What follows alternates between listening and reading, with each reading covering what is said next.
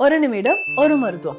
உடல் எடையை குறைக்கிறதுக்கும் ஈஸியா டைஜஷன் ஆகிறதுக்கும் அரிசி வகை என்னென்ன அப்படின்றத இந்த பதிவுல பார்க்கலாம். நான் உங்கள் டாக்டர் நித்யா, சித்த மருத்துவர். பொதுவாகவே கிச்சிலி சம்பா அரிசி, அடுத்ததாக சீரக சம்பா அரிசி, இந்த ரெண்டு அரிசியுமே ரொம்ப ஈஸியா டைஜஷன் ஆகுங்க. இந்த கிச்சிலி சம்பா அரிசிலாம் பார்த்தோம்னா பழங்காலத்துல மன்னர்கள்லாம் எல்லாருமே இதை விரும்பி சாப்பிடுவாங்க. ரொம்ப மென்மையா இருக்கும் அந்த சாதம் வடிச்சு நம்ம சாப்பிடும்போது ஈஸியா டைஜஷன் ஆகுங்க.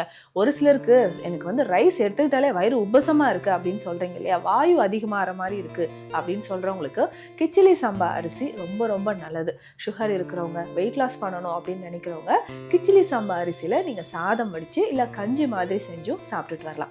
அதே மாதிரிதான் சீரக சம்பா அரிசியும். சீரக சம்பா அரிசி வெறும் பிரியாணிக்கு மட்டும் நம்ம சாப்பிட்டுட்டு இருக்கோம் அப்படி கிடையாதுங்க. நீங்க டெய்லி வெரைட்டி ரைஸ்லாம் குழந்தைகளுக்கு கொடுக்குறீங்கன்னா ஈஸியா டைஜஷன் ஆகணும்னா சீரக சம்பா அரிசி கொடுக்கலாம்.